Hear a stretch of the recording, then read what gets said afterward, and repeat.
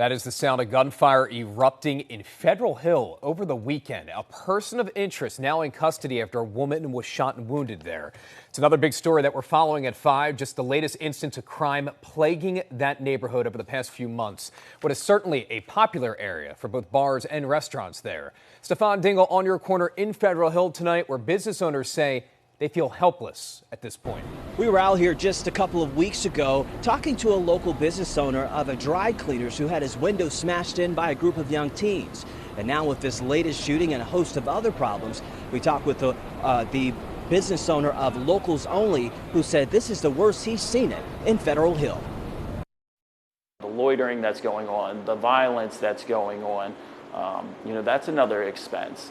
And what sucks about all of it is none of it's making anyone feel any safer. The cost of crime is affecting the bottom line for business owners in Federal Hill. For Andrew Wheeler, the owner of Locals Only Bar and Restaurant, the more than a decade of experience in South Baltimore's prime party area has awakened a reality he and other business owners are forced to face. We're kind of numb to it at this point. It's not surprising.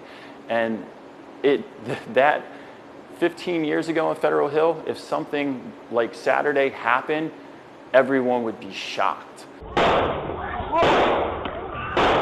Just after midnight Sunday, Baltimore police say someone riding by Charles Street near Cross Street Market unloaded gunshots that injured a 39-year-old woman, who we're told is expected to survive. But Wheeler says the problem is much deeper and complex. I should be dealing with, operating my business, and I'm not. I'm here on Saturday, standing out there with 3 security guards, in front of barriers, policing my side of the street.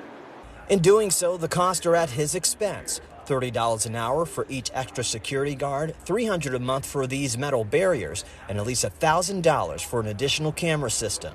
On Friday, City Councilman Zach Blanchard walked through the neighborhood to see the alleged lawlessness for himself and reflected in a group text with local business owners saying, in part, there's no if we don't do something about this, bad things will happen. Instead, the bad things are already happening. It's tough to want to continue to be a business owner in this neighborhood. And, from a customer standpoint, why would you want to come into the city? Why would you want to come to Federal Hill right now? Why would you want to go to Fells Point right now? Risk your life? That is a concern many business owners and residents have in this historic neighborhood, leaving many of them to wonder what the city will do to make their neighborhood safer. Andrew Wheeler did give me some suggestions. He said more officers, a command center, and actually enforcing the law. In Federal Hill, I'm Stefan Dingle for WJZ.